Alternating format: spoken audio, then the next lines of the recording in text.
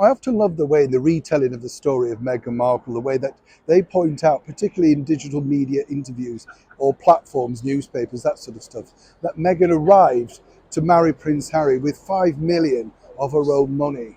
I mean, it's a nice story, isn't it? But a struggling actress in a cable TV show does not make that amount of money. Meghan was never that successful. So unless, of course, her father, who she ditched along the way, gave her a few million, then seemingly one is unsure exactly how they came to this particular figure. But I have it on very good assurances that Meghan was nowhere near as rich as they're painting out when she first arrived and met Prince Harry.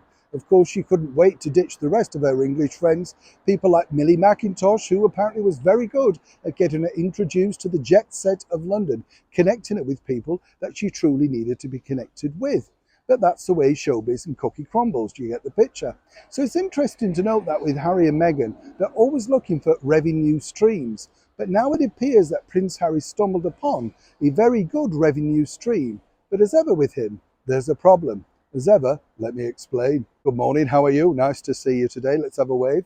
Thank you also, by the way, for that your feedback on the British restaurants. Lots of people love bananas and custards, don't they? I love it, you know. Do you prefer it warm or cold? That's a big debate, isn't it? I think chilled from the fridge with a few hundreds and thousands on. Terribly bad for you, but so delicious, isn't it? And again, you know, quite a cheap dessert to make. And a lot of people say, oh, you know, it's difficult in the cost of living crisis. Of course it is, but look back to what people did before and you'll find some tasty recipes. Yeah, I'm sounding like Fanny Craddock now, aren't I? Who remembers her? Yes, where's Johnny? Oh, I'm taking you back now, aren't I? Don't you dare go looking her up. Back as ever to your Breaking World story of the day. Now, what's interesting about this particular story, as we know, Prince Harry now is gearing away for the second installment of his book Spare, you know, the updated edition. Apparently teaming up with the same ghostwriter. No contract formalised yet, but you get the picture. What's interesting about this, though, is we will get his take, allegedly, on things like the Platinum Jubilee, and of course, you know, the coronation, stuff like that. A little bit tedious in my book because, you know, it's a one-sided story again.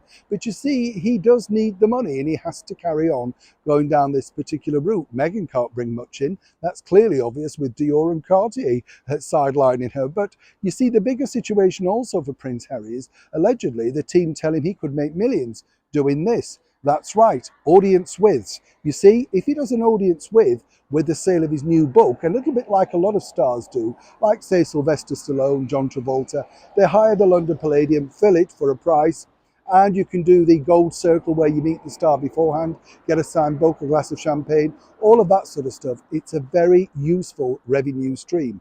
Imagine you do 12 dates, that's a lot of money.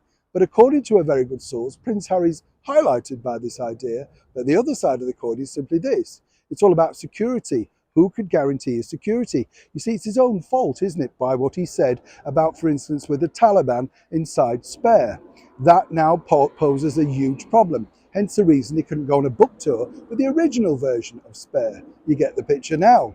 But times are hard. You've got to press ahead. And somehow, somewhere, they believe they could do a streamed event with a certain amount of people within. So you log on, pay a price, and you get to ask a question live. You see where this is going. Now, I don't decry him for doing this. This is the way many celebrities make their money. But what a strange situation to find yourself in. Flogging a book in a theatre, giving possibly your picture and your signed book away in order to fund the lifestyle that you already had, that you walked away from. You with me? Neil Sean in the very heart of London.